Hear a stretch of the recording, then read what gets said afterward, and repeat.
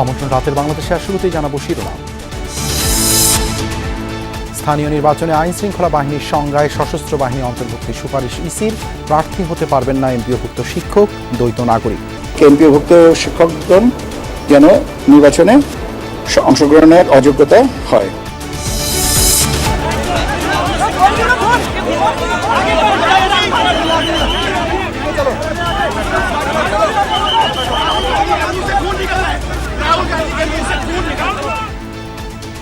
ভারতে সরকার বিরোধী বিক্ষোভ কর্মসূচিতে ব্যাপক ধরপাকড়। রাহুল ও প্রিয়াঙ্কা গান্ধী সহ আটক অনেকে। প্রতিবাদে বিভিন্ন রাজ্যে বিক্ষোভ।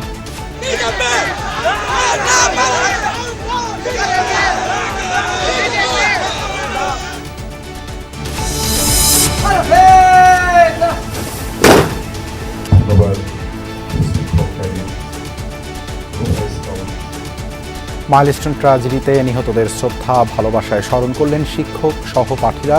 শোককে শক্তিতে পরিণত করার আহ্বান ডাক্তার জুবাইদা।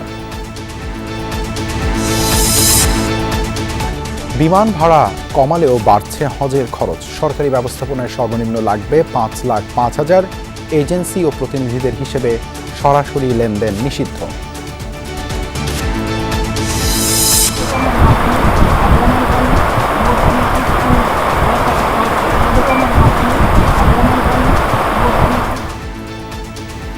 পাহাড়ি ঢলে নেত্রকোনার কলমাকান্দায় ডুবে আছে নিম্নাঞ্চল। পানি নেমেছে শেরপুরে, প্লাবিত বেশিরভাগ এলাকা থেকে। রংপুরের তিস্তায় তীব্র ভাঙন। জমি জায়গা যা সব আমাদের গেছে, কিন্তু আমরা যে বাড়িটা করে আসছি এই বাড়িও আমাদের থাকবে না। আবার যদি বাড়ি ভাঙি এই টাকা পয়সা আমি কোথায় পাবো? এতক্ষণ শিরোনাম দেখছিলেন, আপনাদের সঙ্গে আছি দেবাশিস রঞ্জন সরকার। নির্বাচনে আইন শৃঙ্খলা বাহিনীর সংজ্ঞায় সশস্ত্র বাহিনী অন্তর্ভুক্ত করার সুপারিশ করেছে নির্বাচন কমিশন। স্থানীয় নির্বাচনে অংশ নিতে পারবেন না এমপিওভুক্ত শিক্ষক ও দ্বৈত নাগরিকরা। নির্বাচন ভবনের কমিশন সভায় স্থানীয় সরকার নির্বাচন নিয়ে এমন নানা সুপারিশ করেছে ইসি। অক্টোবরে ইউনিয়ন পরিষদ নির্বাচনের মাধ্যমে স্থানীয় সরকার নির্বাচন শুরু করতে চায় ইসি। এই লক্ষ্যে স্থানীয় সরকার নির্বাচন আইন সংশোধনে সুপারিশ চূড়ান্ত করেছে ইলেকশন কমিশন। সকালে সিইসির নেতৃত্বে কমিশন সভায় চূড়ান্ত করা হয় সুপারিশ। বৈঠক শেষে গণমাধ্যমের সাথে কথা বলেন ইসির সিনিয়র সচিব। জানান, এমপিওভুক্ত শিক্ষক, দ্বৈত নাগরিক, লাভজনক পদে থাকা ব্যক্তিরা স্থানীয় সরকার নির্বাচনে যেন অংশগ্রহণ করতে না পারে সেই সুপারিশ চূড়ান্ত করা হয়েছে। প্রস্তাব রাখা হয়েছে গ্যারান্টারকেও ঋণ খেলাপির তালিকায় অন্তর্ভুক্ত করার। আইন প্রয়োগকারী সংস্থা সবগুলো আইনে এটা সেভাবে নাই, কাজে আমরা মনে করি যে সবগুলো আইনে এটা ইনক্লুড করা উচিত। সবগুলোর ভিতরে আপনার সশস্ত্র বাহিনী অন্তর্ভুক্ত, যেমন যেটা আরপিওতে যেভাবে আছে সেইভাবেই। বিল খেলাপি থাকে, সেটা ব্যক্তিগত হতে পারে বা প্রাতিষ্ঠানিক হতে পারে। যে আমি একটা প্রতিষ্ঠানের কর্ণধার, কিন্তু আমার প্রতিষ্ঠানটাই বিল খেলাপি করেছে, সেক্ষেত্রে এই আপনার অযোগ্যতা হিসেবে আসবে। জানান, জাতীয় পরিচয়পত্রের ঠিকানা পরিবর্তন করা যাবে অনলাইনেই।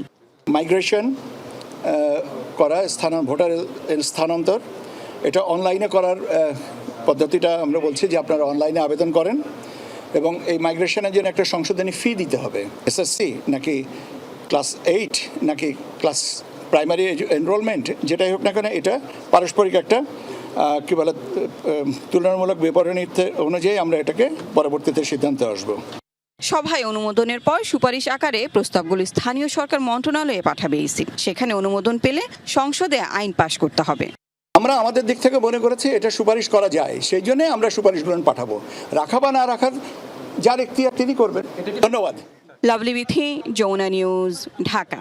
ভারতে সরকার বিরোধী বিক্ষোভে ব্যাপক ধরপাকড় চালালো পুলিশ। প্রধানমন্ত্রী নরেন্দ্র মোদীর বাসভবনের সামনে থেকে আটক করা হয়েছে রাহুল গান্ধী ও প্রিয়াঙ্কা গান্ধীকে। এছাড়াও জোর করে পুলিশ বাসে তুলে নেওয়া হয়েছে সমাজবাদী পার্টি নেতা অখিলেশ যাদব সহ বেশ কয়েকজন বিরোধী দলীয় নেতাকে, যার মধ্যে কয়েকজনকে মন্দির মার্গ পুলিশ স্টেশনে নেওয়া হয়েছে। রাহুল সহ বাকিদের নেওয়া হয়েছে ছত্রসাল স্টেডিয়ামে। দলীয় নেতাকর্মীদের আটকের প্রতিবাদে ভারতের বিভিন্ন রাজ্যে বিক্ষোভ করেছে কংগ্রেস। মাটিতে লুটিয়ে পড়া ভারতের বিরোধী দলীয় নেতা রাহুল গান্ধীর সাথে পুলিশের ধস্তাধস্তির এক পর্যায়ে রীতিমতো পাজাকুলে করে পুলিশ বাসে তোলা হয় এই রাজনীতিবিদকে।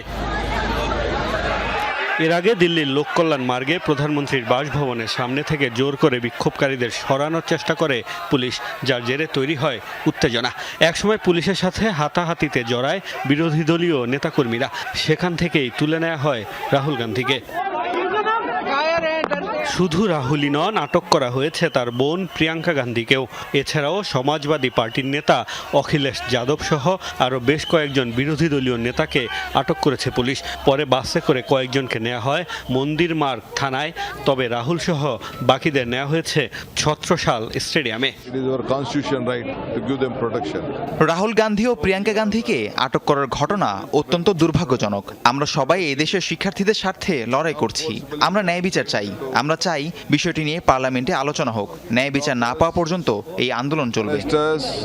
তরুণদের পার্লামেন্ট অভিমুখে পদযাত্রায় পুলিশের হামলার প্রতিবাদে এবং নরেন্দ্র মোদীর পদত্যাগের দাবিতে মঙ্গলবার বিকেলে কঠোর নিরাপত্তা বলয় উপেক্ষা করেই প্রধানমন্ত্রীর বাসভবনের সামনে অবস্থান নেন কংগ্রেস নেতারা। রাতভর ধর্নার লক্ষ্য ছিল তাদের। রাহুল গান্ধী, প্রিয়াঙ্কা গান্ধী ও কংগ্রেস সভাপতি মল্লিকার্জুন খার্গের নেতৃত্বে এই প্রতিবাদ কর্মসূচিতে যোগ দেন কেরালার মুখ্যমন্ত্রী ও কর্ণাটকের মুখ্যমন্ত্রী সহ কংগ্রেসের অনেক শীর্ষ নেতা। পরিস্থিতি সামাল দিতে রাহুলের সাথে সাক্ষাৎ করে বিক্ষোভ বন্ধের আহ্বান জানান কেন্দ্রীয় মন্ত্রী ও বিজেপি নেতা জিতেন্দ্র সিং। তবে তার আহ্বান প্রত্যাখ্যান করে বিক্ষোভ চালিয়ে যাওয়ার ঘোষণা দেয় কংগ্রেস। এমনকি সারা দেশের তরুণদেরও সরকার বিরোধী আন্দোলনে যোগ দেওয়ার আহ্বান জানান রাহুল। সরকারের আহ্বান প্রত্যাখ্যানের পরই শুরু হয় ধরপাকড়। এদিকে রাহুল গান্ধী সহ দলীয় নেতাকর্মীদের আটকের প্রতিবাদে ভারতের উত্তরপ্রদেশ, কর্ণাটক সহ বিভিন্ন রাজ্যে বিক্ষোভ করছে কংগ্রেস। মোস্তফা মাহমুদ, যমুনা নিউজ। মাইলস্টোন ট্র্যাজেডির শোককে শক্তিতে পরিণত করে নিরাপদ বাংলাদেশ গড়ে তুলতে হবে বলে মন্তব্য করেছেন জিয়াউর রহমান ফাউন্ডেশনের vice president doctor Zubaida Rahman. আহতদের চিকিৎসা ও পুনর্বাসনে সরকারের সহযোগিতা অব্যাহত থাকবে বলে জানিয়েছেন স্বাস্থ্যমন্ত্রী সরদার শেখাওয়াত হোসেন। মাইলস্টোন ট্র্যাজেডির প্রথম বার্ষিকীতে জাতীয় বার্ন ও প্লাস্টিক সার্জারি ইনস্টিটিউটে নিহতদের স্মরণে শ্রদ্ধাঞ্জলি ও স্মরণ সভায় এসব কথা বলেন তারা। যে শ্রেণীকক্ষে কিছুক্ষণ আগেও মুখর ছিল শিশুদের ছোটাছুটি, সেখানেই মুহূর্তের মধ্যে নেমে আসে মৃত্যু আর আগুনের বিভীষিকা। 21 জুলাই 2025 প্রথম দুপুর। আকাশ থেকে ছুটে আসা বিমানের বিকট শব্দে মুহূর্তেই আগুনের লেলিহান শিখা ছড়িয়ে পড়ে চারদিকে। ঝরে যায় 36টি তাজা প্রাণ। 1 বছর পর নিহতদের স্বজনরা এখনো খুঁজে ফেরেন প্রিয়জনকে, মনে করেন সাথে কাটানো শেষ মুহূর্ত। তাসনিয়ার ফ্রেন্ডরা যখন একসঙ্গে খেলা করতো, ওকে যদি কেউ একটা আইসক্রিম খাওয়াতো, সেই আইসক্রিম কাঠিটাও বাসায় এনে নাম লিখে রেখে দিত। স্বজনদের দাবি, তদন্ত প্রতিবেদন প্রকাশ, দায়ীদের বিচার, নিহতদের কবর সংরক্ষণ এবং ক্ষতিগ্রস্ত পরিবারগুলোর পর্যাপ্ত ক্ষতিপূরণ নিশ্চিত করতে হবে। গত ইন্টারিম গভর্নমেন্ট অনেক কথার ফুলঝুরি দিয়ে আমাদেরকে আশ্বস্ত করার চেষ্টা করছে, অনেক কিছু বলছে, অনেক প্রতিশ্রুতি দিয়েছে, কিন্তু এই পর্যন্ত কোনো একটা প্রতিশ্রুতি তারা পালন করে না। মাইলস্টোন ট্র্যাজেডিতে নিহতদের স্মরণে মঙ্গলবার জাতীয় বার্ন ও প্লাস্টিক সার্জারি ইনস্টিটিউটে শ্রদ্ধাঞ্জলি ও স্মরণ সভা অনুষ্ঠিত হয়। অনুষ্ঠানে প্রধান অতিথি ছিলেন ডাক্তার জুবাইদা রহমান। ছিলেন দেশি বিদেশি চিকিৎসক, আহত শিক্ষার্থী, নিহতদের পরিবার এবং শিক্ষকেরা। ট্র্যাজেডির সেই সময়টিকে স্মরণ করেন দেশি বিদেশি চিকিৎসকরাও। বলেন, এটি ছিল তাদের পেশাগত জীবনের অন্যতম কঠিন মানবিক challenge. Follow-on decisions were made. International teammates were including from China and India, and I think the best effort was there. Milestone tragedy দেশের বার্ন চিকিৎসা ব্যবস্থার সক্ষমতা বাড়ানোর প্রয়োজনীয়তা সামনে নিয়ে এসেছে বলে জানান জাতীয় বার্ন ইনস্টিটিউটের পরিচালক। যে জিনিসটা সবচেয়ে গুরুত্বপূর্ণ বিষয়, সেটা হচ্ছে এই বার্ন প্রতিরোধ করা, অর্থাৎ অ্যাওয়ারনেস সৃষ্টি করা। অ্যাওয়ারনেস সৃষ্টি করার মাধ্যমে আমরা দেখেছি যে লাস্ট 10 to 20 ইয়ার্সের মধ্যে উন্নত দেশগুলোতে তাদের বার্নের সংখ্যা 50% বেশি কমে গিয়েছে। স্বাস্থ্যমন্ত্রী বলেন, আহতদের চিকিৎসা, পুনর্বাসন এবং প্রয়োজনে উন্নত চিকিৎসার জন্য সরকার সব ধরনের সহযোগিতা অব্যাহত রাখবে। যারা এখন ফলো আপে আছে, আমাদের ডাক্তাররা নিষ্ঠার সাথে বার্ন ইউনিটে কাজ করে যাচ্ছেন। এরপরেও যদি আরো কিছু উন্নততর চিকিৎসার প্রয়োজন হয়, আমাদের সরকার, আমরা পিছিয়ে থাকবো না। প্রধান অতিথির বক্তব্যে ডাক্তার জুবাইদা রহমান বলেন, এই শোককে শক্তিতে রূপান্তর করে আরো মানবিক, আরো নিরাপদ বাংলাদেশ গড়তে হবে। বহু মানুষ এগিয়ে এসেছে আক্রান্তদের পাশে দাঁড়াতে। এই কষ্টের মধ্যেও যে সাহসিকতা, সহমর্মিতা ও আত্মত্যাগের নিদর্শন সারা বিশ্ব দেখেছে, তা ইতিহাসে বিরল। নিজের জীবনের ঊর্ধ্বে অন্যকে স্থান দিয়ে তাকে বাঁচাতে যাওয়ার মধ্যে যে অভাবনীয় আত্মত্যাগ বিশ্ববাসী সেদিন প্রত্যক্ষ করেছে, সকলের স্মৃতিতে রয়ে যাবে চির অম্লান হয়ে। ভিডিও বার্তায় চীনের উহানের থার্ড হাসপাতালের চিকিৎসক দলের প্রধান অধ্যাপক লিও গুয়া বলেন, এই মানবিক সহযোগিতা বাংলাদেশ চীন বন্ধুত্বকে আরও দৃঢ় করেছে। সিঙ্গাপুরের হাই কমিশনার মিশেল লি সহ বিভিন্ন দেশের প্রতিনিধিরা বলেন, ভবিষ্যতেও বাংলাদেশের স্বাস্থ্য খাত, বিশেষ করে বার্ন চিকিৎসার সহায়তা অব্যাহত রাখবে তারা। মশিউর অনিক, যমুনা নিউজ, ঢাকা। এদিকে মাইলস্টোন স্কুলে বিমান বিধ্বস্তের বিভীষিকাময় ঘটনায় নিহতদের স্মরণ করেছেন শিক্ষক, সহপাঠী ও অভিভাবকরা। স্কুলে দুর্ঘটনা কবলিত ভবনটির সামনে ফুল দিয়ে শ্রদ্ধা জানান শিক্ষক, কর্মকর্তা, কর্মচারীরা। পরে নিহতদের আত্মার মাগফিরাত কামনায় বিশেষ দোয়া করা হয়। এর আগে আলোচনায় মর্মান্তিক সেই দিনের স্মৃতিচারণ করেন শিক্ষকরা। ঠিক 1 বছর আগের এক দুপুর আকস্মিক বিকট শব্দে থমকে গিয়েছিল মাইলস্টোন স্কুলের সব কোলাহল। মুহূর্তে আগুন গ্রাস করে নেয় শিক্ষক, শিক্ষার্থী সহ 36 জনের প্রাণ। বিমান দুর্ঘটনার 1 বছর পর নিহত ও আহতদের স্মরণ করেছে প্রতিষ্ঠানটি। সকালে বিধ্বস্ত ভবনের সামনের বেদিতে নিহতদের স্মরণে শ্রদ্ধাঞ্জলি দেওয়া হয়। বিএনসিসি ও স্কাউট সদস্যরা কুচকাওয়াজ ও সালাম প্রদর্শন করে। সেদিনের স্মৃতিচারণ করতে গিয়ে আবেগতাড়িত হয়ে পড়েন শিক্ষকরা। আমাদের যে নিষ্পাপ 28টা শিশু, 3 জন শিক্ষক, 3 জন অভিভাবক, 1 জন আয়া, ঠিক এই জায়গায় অকালে মৃত্যু বলে ঢলে পড়েন। আমরা তাদের আত্মার মাগফিরাত কামনা করার জন্য, তাদেরকে শ্রদ্ধা জানানোর জন্য আজকের এই ছোট্ট অনুষ্ঠানের আয়োজন করেছি। মাহরিন মিসের সাথে আমার মাত্র কথা হয়ে 1 মিনিট আগে ওনাকে শুধু বললাম যে মিস, আমি বাচ্চাদেরকে একটু সায়েন্সটা কিছু বাচ্চা বুঝিনি, আমি একটু বুঝিয়ে দিব। তো বললো ঠিক আছে বুঝান। বলে আমি স্কাই সেকশনের সামনে থেকে সরে আমার টিউবরোজ সেকশনে গিয়েছি। আর মাহরিন মিস এখানেই ছিল, কাউন্সিলিং হয়েছে, ওরা ট্রমা আসলে অনেকটা কাটিয়ে উঠেছে। বিমান বিধ্বস্তে নিহতদের মাগফিরাত কামনায় বিকেলে স্কুল ক্যাম্পাসে দোয়ার আয়োজন করা হয়। অংশ নেন স্কুলের শিক্ষক, শিক্ষার্থী, অভিভাবক ও কর্মচারীরা। নিহতদের পরিবারের প্রতি সহমর্মিতা জানানোর পাশাপাশি আহতদের দ্রুত আরোগ্য কামনা করা হয়। ছোট ছোট বাচ্চারা অনেক হতাহত হয়, আমাদের মিসরা আহত হন, নিহত হন, পুরো দেশের মানুষ দেখেছে। আমরা চাই এরকম দুর্ঘটনা যেন আর না হয়, আর তাদের আত্মার মাগফিরাতের জন্য আজকের এই অনুষ্ঠান। সেদিনের সেই আতঙ্ক এখনো তাড়া করে ফেরে শিক্ষার্থী ও শিক্ষকদের। ট্রমা কাটিয়ে দ্রুত স্বাভাবিক জীবনে ফিরবেন এমন প্রত্যাশা সকলের। M A Aziz, Jamuna news, Dhaka. আসছে বছর সরকারিভাবে হজে যাওয়ার খরচ 5,05,000 থেকে 6,15,000 টাকা নির্ধারণ করেছে সরকার। বেসরকারি প্যাকেজ নির্ধারণ হয়েছে 5,13,500 টাকা। এবার বিমান ভাড়া কমানো হলেও বেড়েছে হজ প্যাকেজের খরচ। সচিবালয়ে ধর্মমন্ত্রী জানান, এবার 70 বছরের বেশি হজযাত্রীদের সাথে তরুণ সঙ্গী বাধ্যতামূলক। তাছাড়া এজেন্সি ও প্রতিনিধির অ্যাকাউন্টে সরাসরি টাকার লেনদেন করা নিষিদ্ধ করেছে সরকার। বিগত আওয়ামী লীগ সরকারের সময় হজ প্যাকেজের খরচ অতিরিক্ত বেড়ে যাওয়ায় সৌদি আরব থেকে দেয়া নির্ধারিত কোটা পূরণে ব্যর্থ হয় বাংলাদেশ। ফলে তখন থেকেই খরচ কমানোর দাবি হজযাত্রীদের। উদ্যোগ নেয় বর্তমান সরকার। মঙ্গলবার সংবাদ সম্মেলনে আসছে বছরের নতুন হজ প্যাকেজ ঘোষণা করেন ধর্মমন্ত্রী। সরকারি প্যাকেজে খরচ ধরা হয়েছে 6,15,263 টাকা, আর সাশ্রয়ী প্যাকেজে এ খরচ 5,05,648 টাকা। হজ প্যাকেজ ঘোষণার পূর্বে কিছু বিষয়ে সৌদি সরকারের মুদ্রা বিনিময় হার ও খাওয়া সহ কিছু খরচ নতুন করে প্যাকেজে যোগ হওয়ায় সার্বিক খরচ বেড়ে গেছে বলে জানান ধর্মমন্ত্রী। 2026 সালে সর্বনিম্ন হজ প্যাকেজের মূল্য ছিল 4,67,137 টাকা খাবার ছাড়া। এই প্যাকেজটি যদি আমরা 2027 সালে রাখতে হয় তাহলে প্যাকেজ মূল্য হবে 5,33,711 টাকা। এখানে দুটো জিনিস বাড়তেছে, একটা হলো খাবারের জন্য বাড়তেছে 39,508 টাকা, আর সার্ভিস চার্জ 23,240 টাকা। মন্ত্রী জানান, 2025 সাল থেকে বিমান ভাড়া 14,000 টাকা কমিয়ে করা হয়েছে 1,30,000 টাকা। শেখ হাসিনা সরকারের আমলে 2023 সালে বিমান ভাড়া ছিল প্রায় 2 লক্ষ টাকা। এই বছর মাননীয় প্রধানমন্ত্রী প্রচেষ্টা বিমান ভাড়া গত বছরের চেয়ে 24,830 টাকা কমানো হয়েছে, মানে এখন ভাড়া নির্ধারিত হয়েছে 1,30,000 টাকা।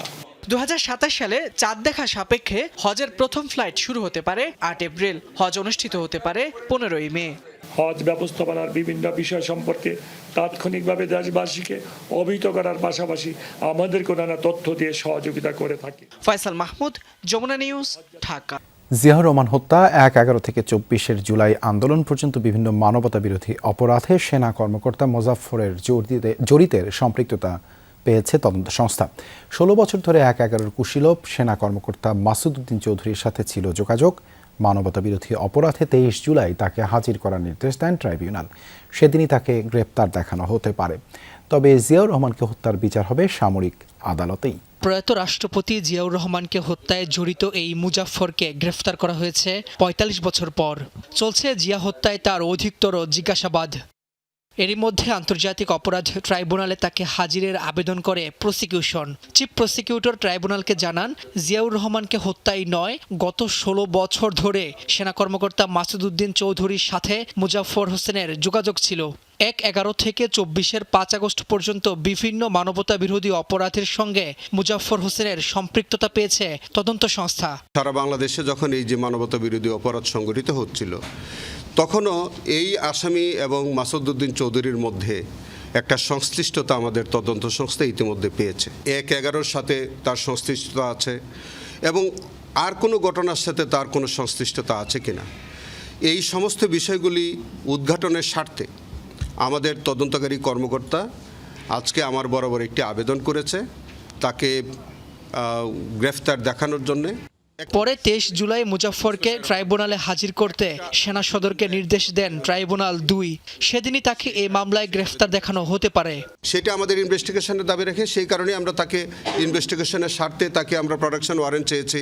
পরবর্তীকালে তাকে আমরা গ্রেফতার দেখাবো এবং তাকে যদি জিজ্ঞাসাবাদ করতে হয় করব। তবে সামরিক আদালতেই জিয়াউর রহমান হত্যার বিচার হবে বলে জানান চিফ প্রসিকিউটর। বিচার যদি মিলিটারি লতে হয়, মার্শাল ল কোর্টে যদি হয়, তাকে সিভিল কোর্টেও যদি হয়, যেটা আগে এক্সিকিউশন হয়ে যাবে সেখানে শেষ হয়ে যাবে। রাব্বি হোসেন, যমুনা নিউজ, ঢাকা। প্রয়াত রাষ্ট্রপতি জিয়াউর রহমানের খুনি মোজাফফর হোসেনকে এতদিন কারা আশ্রয় দিয়েছিল তা দ্রুত খতিয়ে দেখার দাবি জানিয়েছেন বিএনপির সিনিয়র যুগ্ম মহাসচিব ও প্রধানমন্ত্রীর রাজনৈতিক উপদেষ্টা রুহুল কবির রিজভী। যুবদলের এক আলোচনা ও দোয়া অনুষ্ঠানে তিনি একথা বলেন। সকালে যুবদল কেন্দ্রীয় নির্বাহী কমিটির সাবেক সহসভাপতি জাকির হোসেন নান্নুর আত্মার মাগফিরাত কামনায় এই দোয়া ও মোনাজাত অনুষ্ঠানের আয়োজন করে যুবদল কেন্দ্রীয় নির্বাহী কমিটি। অনুষ্ঠানের প্রধান অতিথির বক্তব্যে বিএনপির সিনিয়র যুগ্ম মহাসচিব ও প্রধানমন্ত্রীর রাজনৈতিক উপদেষ্টা রুহুল কবির রিজভী বর্তমান সরকারের বিভিন্ন উন্নয়নমূলক পরিকল্পনার কথাও তুলে ধরেন। তিনি জানান, চক্রান্ত চলছে, তাই নেতাকর্মী সহ দেশের সবাইকে ঐক্যবদ্ধ থাকার আহ্বান জানান রুহুল কবির রিজভী। 45 বছর ওই লোক কোথায় ছিল? মেজর মুজাফফর কিভাবে আসতে পারল? রাষ্ট্রপতি মোহাম্মদ শাহাবুদ্দিনের সাথে বিদায়ী সাক্ষাৎ করেছেন নৌবাহিনী প্রধান অ্যাডমিরাল এম নাজমুল হাসান। দুপুরে বঙ্গভবনে রাষ্ট্রপতির সাথে সাক্ষাৎ করেন তিনি। এ সময় দায়িত্ব পালনকালে সহযোগিতা করার জন্য রাষ্ট্রপতির প্রতি কৃতজ্ঞতা প্রকাশ করেন নৌপ্রধান। সার্বিক উন্নয়ন কর্মকাণ্ড সম্পর্কে রাষ্ট্রপতিকে অবহিত করেন। বাহিনীর উন্নয়নে বিদায়ী নৌপ্রধানের প্রশংসা করেন রাষ্ট্রপতি। পাশাপাশি নৌবাহিনীর চলমান উন্নয়নের ধারা অব্যাহত থাকবে বলেও আশা প্রকাশ করেন রাষ্ট্রপতি। আগামী 23 জুলাই নতুন নৌপ্রধানের কাছে দায়িত্ব হস্তান্তর করবেন অ্যাডমিরাল এম নাজমুল হাসান। যারা মিথ্যা তথ্য বা গুজব ছড়ায় তাদের সতর্ক করলেন প্রধানমন্ত্রীর তথ্য ও সম্প্রচার বিষয়ক উপদেষ্টা ডাক্তার জাহেদুর রহমান। জানান, অপতথ্য ও সাইবার বুলিং নিয়ন্ত্রণে আইনজীবী প্যানেল গঠন করা হয়েছে। এই সপ্তাহেই এর প্রজ্ঞাপন জারি হবে।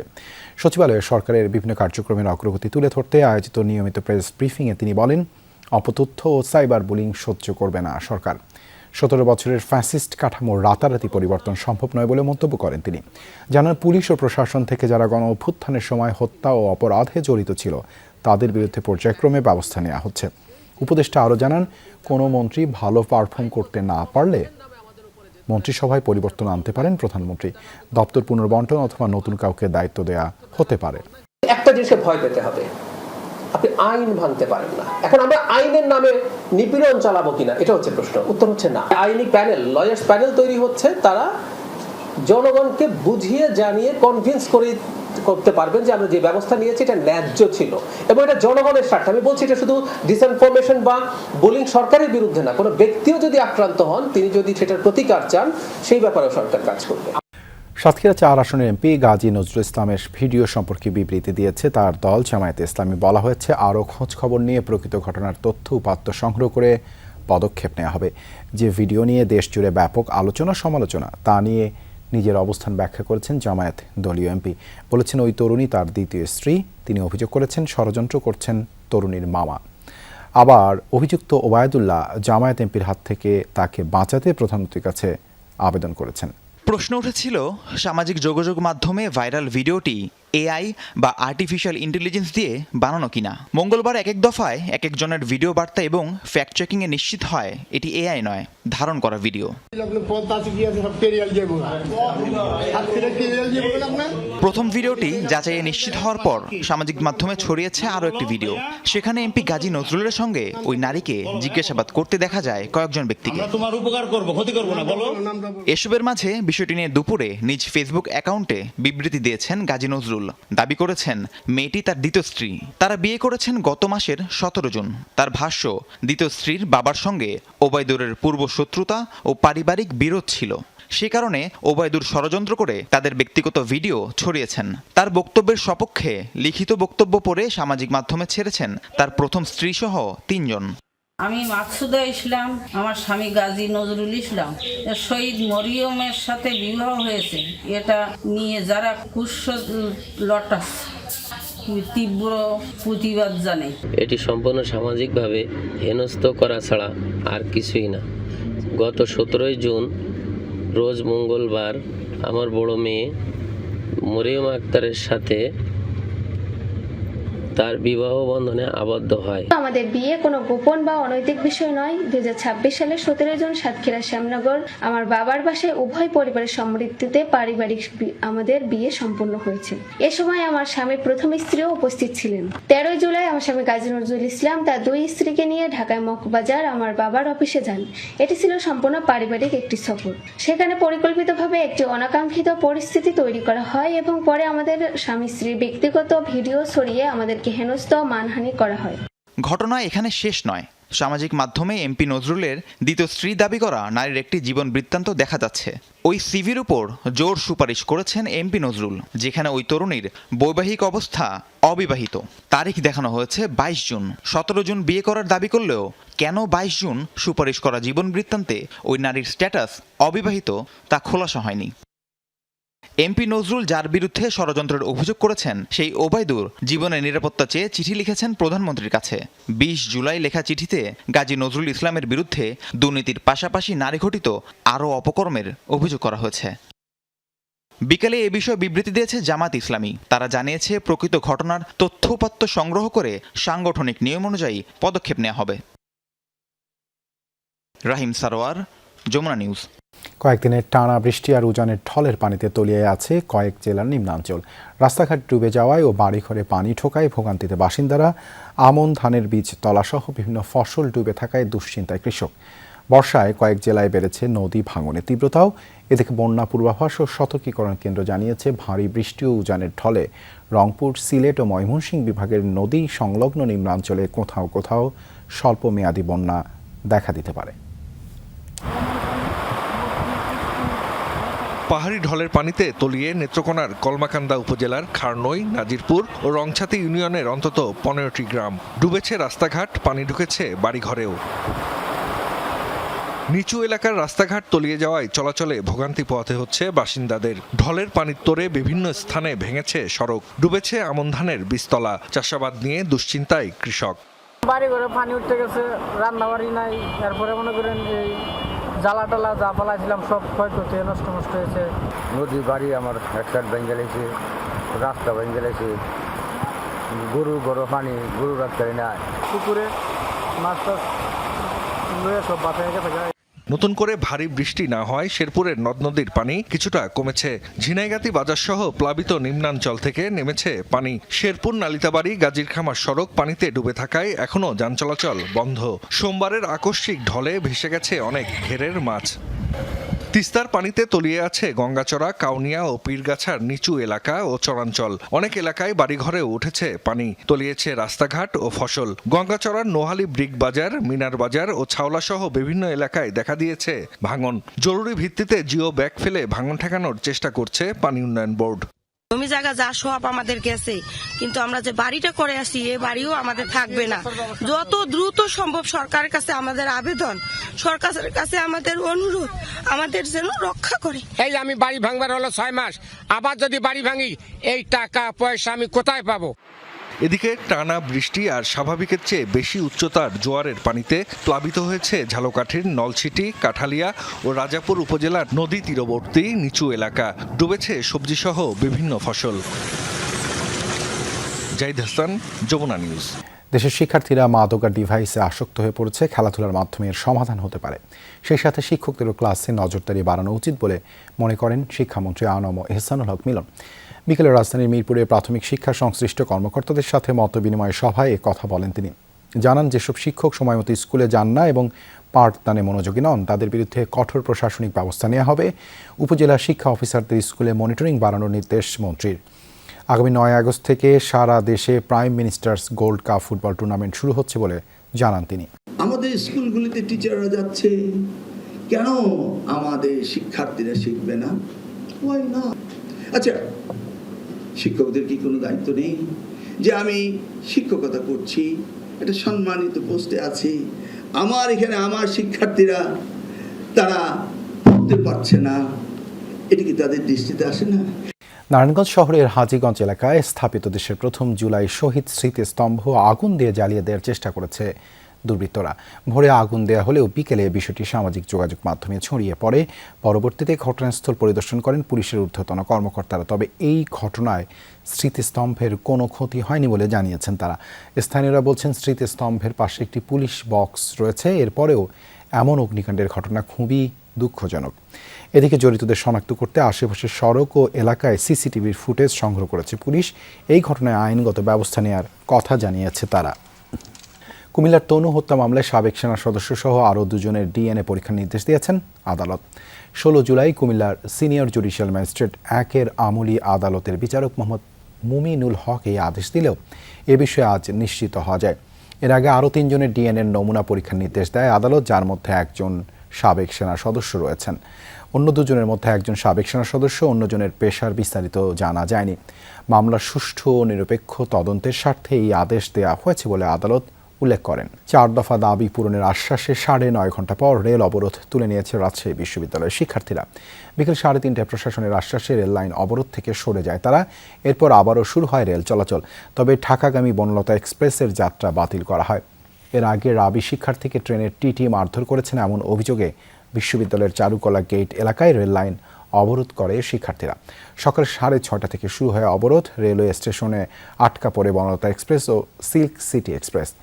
চরম ভোগান্তিতে পড়েন যাত্রীরা। শিক্ষার্থীরা জানান, ফোরকান নামে আইন বিভাগের এক শিক্ষার্থী সোমবার রাতে পদ্মা এক্সপ্রেস ট্রেনের ঢাকা থেকে রাজশাহী আসার পথে টিটির হাতে মারধরের শিকার হন। ভুক্তভোগী শিক্ষার্থী জানান, বিনা টিকিটের যাত্রীদের কাছ থেকে রসিদ ছাড়াই টাকা নেয়ার প্রতিবাদ করায় চলন্ত ট্রেনে তার উপর হামলা চালায় টিটি। ব্যক্তির স্থায়ী বহিষ্কার হিসেবে চাওয়া হয়েছে এবং এটি দ্রুত বাস্তবায়ন শিক্ষার্থীরা দেখতে চায়। আমাদের এখান থেকে কিছু প্রতিনিধি গেছিল রেল স্টেশনে, কিন্তু তারা আমাদেরকে সে সময় কোনো মূল্য দেয়নি, যার কারণে আমাদেরকে এখানে এসে রেল অবরুদ্ধ করা লেগেছে। আমরা তো এই ট্রেনটা উঠাই একমাত্র কারণ কি এটা বিরতিহীন ট্রেন। আমরা 11টার মধ্যে পৌঁছে যাব, ওখান থেকে হচ্ছে আপনার আমরা নিজ নিজ বিভিন্ন কাজ করতে পারবো, কিন্তু এভাবে আমরা ভোগান্তিতে পড়ে আছি। এখানে সব বাচ্চারা, সব বৃদ্ধরা সব অস্থির হয়ে আছে, সব যাত্রীরা অস্থির হয়ে আছে, এখানে মুমূর্ষ রোগী আছে। ময়মনসিংহে ট্রাকের ধাক্কায় ব্যাটারি চালিত অটোরিকশার 3 যাত্রী প্রাণ হারিয়েছেন। সকালে নগরীর শম্ভুগঞ্জে এই দুর্ঘটনা ঘটে। নিহতরা হলেন দেবরাজ ঘোষ, শিলা ও আবেদা। পুলিশ জানায়, ব্যাটারি চালিত অটোরিকশাটি কিশোরগঞ্জের দিকে যাচ্ছিল। এ সময় ডিপো থেকে বের হওয়া একটি ট্রাক অটোরিকশাকে ধাক্কা দিলে দুমড়ে মুচড়ে যায়। ঘটনাস্থলে প্রাণ হারান দেবরাজ ঘোষ। আহত অটোচালক সহ 3 যাত্রীকে হাসপাতালে নেওয়া হলে চিকিৎসক আরও 2 যাত্রীকে মৃত ঘোষণা করেন। চিকিৎসা শেষে হাসপাতাল থেকে পালিয়ে যায় অটো চালক। মরদেহগুলো মর্গে রাখা হয়েছে। এদিকে মেহেরপুরের ওয়াপদার মোড় এলাকায় একটি বাস উল্টে 10 জন যাত্রী আহত হয়েছেন। হাম ও উপসর্গ নিয়ে 4 মাসে মৃত্যু 800 ছুঁই করছে। সোমবার সকাল 8টা থেকে আজ সকাল 8টা পর্যন্ত উপসর্গ নিয়ে 4 জনের মৃত্যু হয়েছে। স্বাস্থ্য অধিদপ্তরের প্রতিবেদন অনুযায়ী হাম ও হামের উপসর্গে মোট মৃতের সংখ্যা বেড়ে দাঁড়িয়েছে 797 জনে। এর মধ্যে নিশ্চিত হামে 95 জন ও হামের উপসর্গ নিয়ে 702 জন মারা গেছেন। সর্বশেষ 24 ঘন্টায় সারা দেশে আরও 1008 জনের শরীরে হামের উপসর্গ দেখা দিয়েছে। 15 মার্চ থেকে এখন পর্যন্ত হাম ও হামের উপসর্গ দেখা দেওয়া রোগীর সংখ্যা 1,19,448। এ যাবৎ হামের উপসর্গ নিয়ে হাসপাতালে ভর্তি হয়েছে 1,02,244 জন। তাদের মধ্যে সুস্থ হয়ে হাসপাতাল ছেড়েছেন 98,411 জন। হরমুজ প্রণালী পেরিয়ে এবার আরেক গুরুত্বপূর্ণ জলপথ বাব এল মানদেবে গড়ালো মধ্যপ্রাচ্যে সংঘাত। যুক্তরাষ্ট্র ইরানের পাল্টাপাল্টি হামলার মাঝেই সৌদি আরবের বিরুদ্ধে নৌ অবরোধ জারি করেছে ইয়েমেনের হুতি বিদ্রোহীরা, যা বৈশ্বিক জ্বালানি সরবরাহ ও বাণিজ্যে নতুন ঝুঁকি তৈরি করেছে। এদিকে ইরান জুড়ে টানা 10ম দিনের মতো ব্যাহত যুক্তরাষ্ট্রের হামলা। ইরানে হামলার উদ্দেশ্যে একের পর এক ছুটছে মার্কিন যুদ্ধবিমান। লাগাতার 10ম রাতের মতো জারি রয়েছে যুক্তরাষ্ট্রের অভিযান। সোমবার রাতভর দক্ষিণ ইরানের বন্দর, দ্বীপ ও কৌশলগত গুরুত্বপূর্ণ এলাকায় চলে মার্কিন হামলা। টার্গেট করা হয় সিরিক, কেশম দ্বীপ সহ বন্দর আব্বাস, সাবাহার পোর্ট ও কোনারাক শহর। জোরালো বিস্ফোরণ হয়েছে ইস্পাহান, বন্দর লেঙ্গে ও সিরাজে। জবাবে কুয়েত, বাহরাইন ও জর্ডানে মার্কিন স্থাপনা লক্ষ্য করে ড্রোন ছোড়ে ইরান। স্থল অভিযান চালালে যুক্তরাষ্ট্রকে তার ভয়াবহ পরিণতি ভোগ করতে হবে বলে হুঁশিয়ারি তেহরানের। তাদের এর পরিণাম ভোগ করতে হবে। আমার বিশ্বাস, যেসব জায়গায় স্থল অভিযানের ছক কষছে যুক্তরাষ্ট্র, ওইসব এলাকার মানুষ তাদের স্বাগত জানানোর অপেক্ষার প্রহর গুনছে। প্রতিরোধ গড়ে তোলার জন্য প্রস্তুত মানুষের সংখ্যাও কম নয়। এদিকে মধ্যপ্রাচ্যে সংঘাতের মধ্যেই সৌদি আরবের বিরুদ্ধে এডেন উপসাগরে নৌ অবরোধ জারি করেছে ইয়েমেনের সশস্ত্র গোষ্ঠী হুতি, যা তাৎক্ষণিকভাবে কার্যকর হয়েছে। ইয়েমেনি সশস্ত্র বাহিনী সৌদি শত্রুর বিরুদ্ধে সামুদ্রিক অবরোধের ঘোষণা দিয়েছে। এটি অবরোধের বিপরীতে অবরোধ। এই ঘোষণা প্রকাশের সাথে সাথেই তা কার্যকর হবে। সৌদি আরব 12 বছর ধরে আমাদের জনগণের উপর অন্যায় ও নিপীড়নমূলক অবরোধ অব্যাহত রেখেছে। তারা সম্পদ লুণ্ঠন করেছে এবং স্থল, জল ও আকাশপথে বন্দর ও বিমানবন্দরগুলোর উপর সর্বাত্মক অবরোধ আরোপ করে রেখেছে। লোহিত সাগরে 3 মহাদেশের সংযোগস্থল বাব এল মানদেব প্রণালীর উপর নিয়ন্ত্রণ রয়েছে হুতি বিদ্রোহীদের, যেখান দিয়ে বিশ্বের মোট তেলের প্রায় 12% পরিবাহিত হয়। তবে হরমুজে অস্থিরতার জেরে বর্তমানে তা কয়েক গুণ বেড়েছে। জলপথটিতে সৌদি আরবের ইস্ট ওয়েস্ট পাইপলাইন প্রতিদিন সর্বোচ্চ 70 লাখ ব্যারেল তেল পরিবহন করতে সক্ষম। অনিক রহমান, যমুনা নিউজ। আর এই ছিল রাতের বাংলাদেশে। এতক্ষণ আমাদের সাথে থাকার জন্য ধন্যবাদ সবাইকে।